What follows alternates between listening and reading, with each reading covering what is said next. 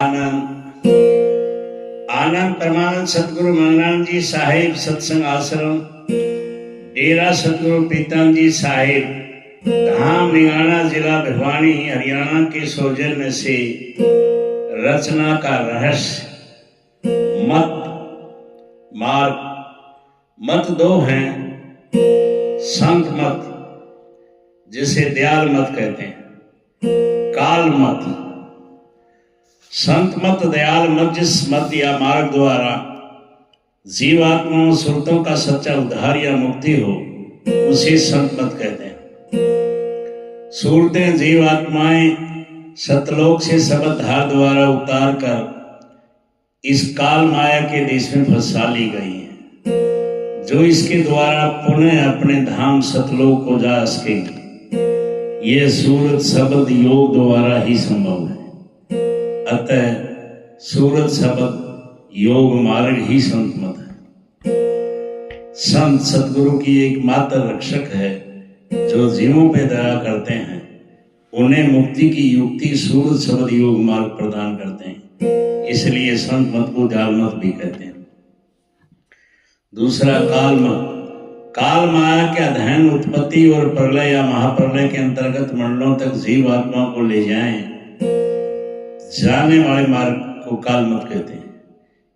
3 लोक 14 भवन सहस्दल कमल ईश्वर त्रिकुटी ब्रह्म आदि सभी स्थान काल माया के अंतर्गत है। काल मत ये हैं वेद मत, सनातन धर्म या आर्य समाज, बौद्ध मत बौद्धों का, जैन मत जैनियों का, ईसाई मत ईसाइयों का, इस्लाम मत मुसलमानों का।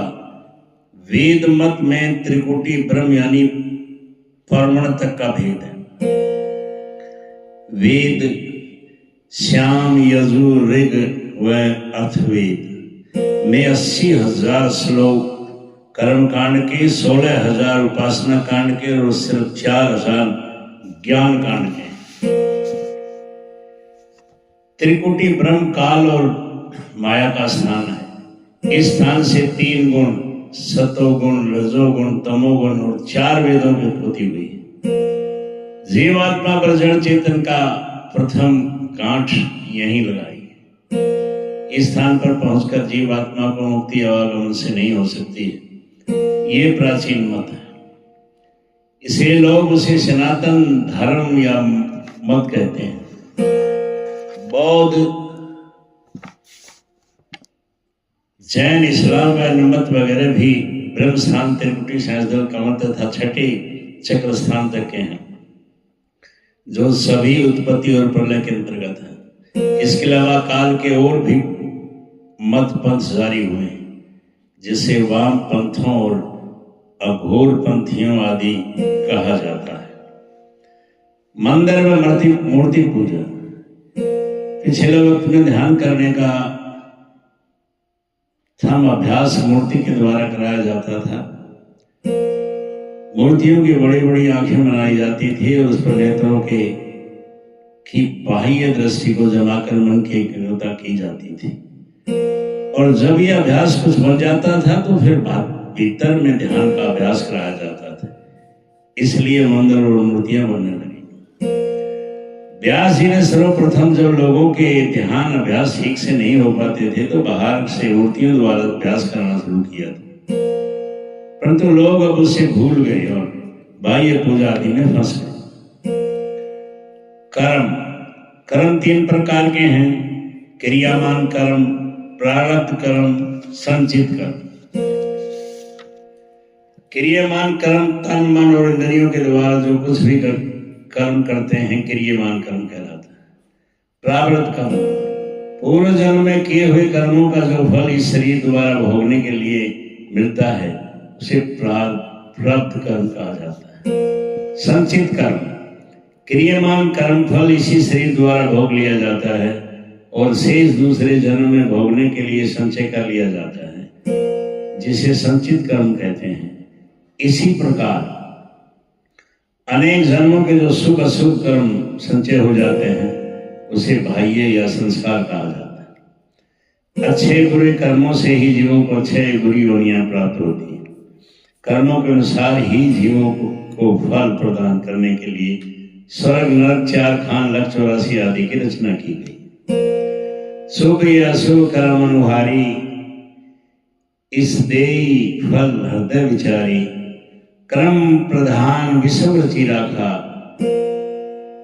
जो जस करे सो तस फल चाखा। मानव तन महिमा 4 खान 84 लाख योनियों में मनुष्य शरीर ही एक ऐसी योनि है जिसके द्वारा जीवात्मा का कल्याण हो सकता है और परमात्मा मालिक का मिलाप हो सकता है, परंतु ये काम संत महात्माओं के माध्यम से होता है जो मानव शरीर में ही संभव है। इसलिए मानव तन सभी योनियों में श्रेष्ठ माना गया। भव सागर जन्म मरण पार करने के लिए मनुष्य एक बड़ा नाव है जिसको ले खेने वाला कर्णधार संत सतगुरु है।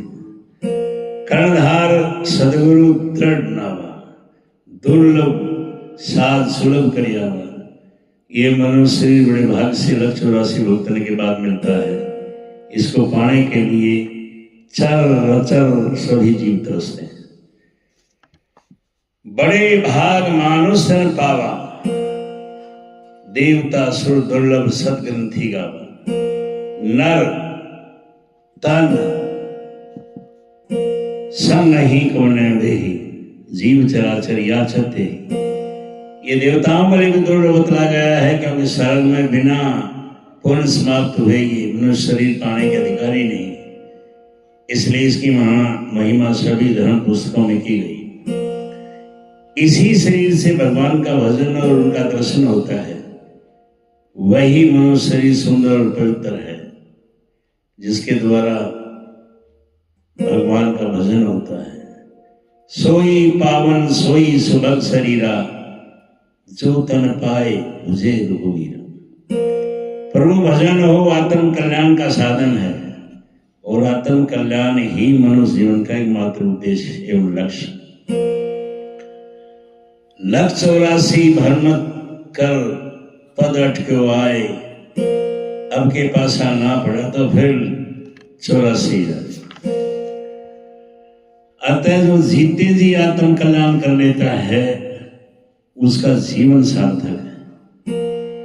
यदि ऐसा नहीं हुआ तो मनुष्य शरीर बेकार निरर्थक चला जाएगा और अंत में खाक या मिट्टी हो जाएगा, कुछ हाथ में नहीं लगेगा। कहा है जारे देव समझाई, गाड़े माटी खाई, कांच को मोदक जो भैया तन की यही बड़ाई।